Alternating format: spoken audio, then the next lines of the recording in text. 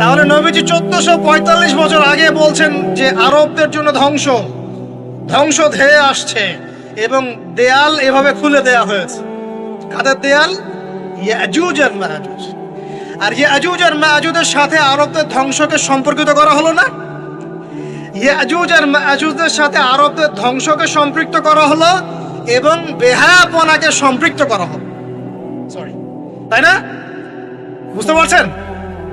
আরব জাতির ধ্বংসের সাথে ইয়াজুজ মাজুজকে কানেক্টেড করা হলো এবং অশ্লীলতাকে কি বলেন? অশ্লীলতাকে কানেক্টেড করা হলো। এখন আপনি চিন্তা করে দেখেন, সারা বিশ্বে পর্নোগ্রাফি কারা ছড়িয়ে দিয়েছে? বলেন দেখি। কি বেহায়াপনা না? সমাজের যখন সমাজের রন্ধ্রে রন্ধ্রে বেহায়াপনা ছড়িয়ে পড়ে নাই? মিলান, হাদিসটা মিলান। সমাজের এই মেয়েদের এই যে ফ্যামিলিস্ট রেভলিউশন কারা ছড়িয়ে দিয়েছে? ওরা। সমাজে মেয়ে ছেলে একসাথে চলবে একই পোশাকে কারা ছড়িয়ে দিয়েছে? সমাজে মেয়েদের বেপর্দায় চলার এই সংস্কৃতি কারা ছড়িয়ে দিয়েছে?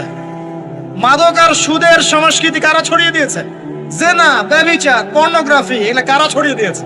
পৃথিবীর এমন কোন রাষ্ট্র বাকি রাখে নাই তারা এগুলো ছড়াতে, এমন কোন রাষ্ট্র বাকি নেই। তাহলে সব জায়গায় ছড়িয়ে পড়বে না ইয়াজুজ মাজুজের ফিতনা? ছড়িয়ে পড়েছে। আল্লাহ পাক আমাদেরকে এই পশ্চিমা গোলক ধাঁধা থেকে হেফাজত করুন, আমিন। আমাদের সংস্কৃতি নিয়ে আমরা বুক ফুলে বাঁচবো ইনশাআল্লাহ। আমাদের সংস্কৃতি নিয়ে আমরা চলবো ইনশাআল্লাহ। আমাদের কোরআন আছে, হাদিস আছে, আমাদের নবী আছেন, আমাদের সাহাবীরা আছেন, আমাদের দ্বীন আছে ইনশাআল্লাহ। আমাদের অন্য কাউকে প্রয়োজন আছে? এই যে প্রযুক্তিগত কথাগুলো বললাম, একটু মাথা খাটান, এগুলো আমরাই তৈরি করতে পারবো ইনশাআল্লাহ। সব ঢেলে সাজানো যাবে ইনশাআল্লাহ তাআলা। আল্লাহ পাক আমাদেরকে বোঝার তৌফিক দান করুন। তাহলে 1 নাম্বার কি বলেছিলাম ভাই? ইলম অর্জন। 2 নাম্বার ইলম অনুযায়ী আমল। আর এই আমলটা কি শুধু ব্যক্তি জীবনে না জীবনের সব ক্ষেত্রে? আল্লাহ কবুল করুন। 3 নাম্বার নিজের পরিবারের যত্ন নিন। নিজের ইলম অর্জন করেছেন, আমল করছেন, এখন অনেক বড় বড় কথা অনেকে বলবে, আগে পরিবার ঠিক করেন। আগে কি করবেন? ব্যাস, পরিবার বলতে আপনার স্ত্রী সন্তান।